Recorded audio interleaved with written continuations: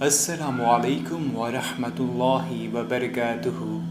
ابو لہب پیارے رسول اللہ صلی اللہ علیہ وآلہ وسلم کا سگا چچا تھا تو نبی صلی اللہ علیہ وآلہ وسلم کا چچا، مگر بڑا ہی کنجوس تھا۔ تم نے وہ مثل سنی ہوگی کہ چمڑی جائے پر دمڑی نہ جائے، بس وہ ایسا ہی تھا۔ پیسے کے مقابلے میں وہ کسی کی محبت کی پرواہ نہ کرتا تھا۔ ابو لہب اپنی کنجوسی ہی کی وجہ سے مسلمان نہ ہو سکا۔ اپنی کنجوسی کی وجہ سے وہ لوگوں کو قرآن کی باتیں نہ سننے دیتا۔ قرآن میں تو لکھا ہے کہ زکوٰۃ دو، خیرات کرو، غریبوں اور یتیموں کو کھانا کھلاؤ، غلاموں کو آزاد کرو، اور اسی طرح اللہ کی راہ میں خوب خرچ کرو۔ بھلا ابو لہب ایک کوڑی بھی کس طرح دے سکتا تھا؟ بس جہاں پیارے رسول اللہ صلی اللہ علیہ وآلہ وسلم دین پھیلانے جاتے، ابو لہب ساتھ ہو لیتا۔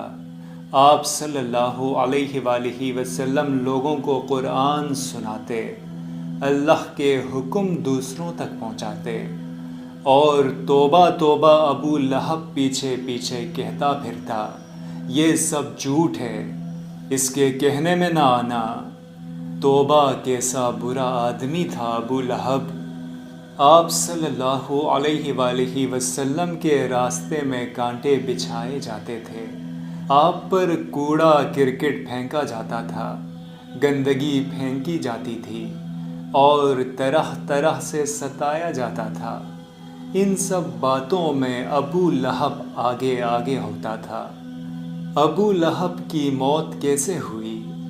کبھی کبھی ایسا ہوتا ہے کہ اللہ تعالیٰ اس دنیا میں ہی برائی کا بدلہ دے دیتے ہیں، یہ اس لیے کہ لوگ نصیحت حاصل کریں، ورنہ تم تو جانتے ہو کہ پورا بدلہ تو آخرت میں مل جاتا ہے۔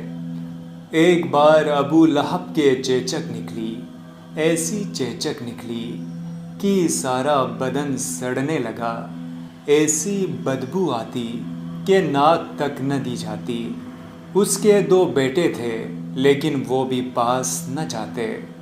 جب ابو لہب اسی بیماری میں مر گیا تو بھی بیٹے لاش کے پاس نہ گئے۔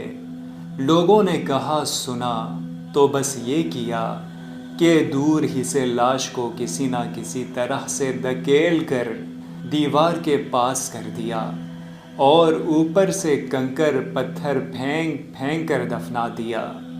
یہ ملا نتیجہ ابو لہب کو اس دنیا میں، اور آخرت میں تو وہ ہمیشہ دوزخ میں جلے گا۔ جو اللہ اور اللہ کے رسول کا دشمن ہوگا، وہ ہمیشہ ہمیشہ کے لیے دوزخ میں جلے گا۔ دوستوں، ہم امید کرتے ہیں کہ ہماری آج کی ویڈیو آپ کو پسند آئی ہوگی۔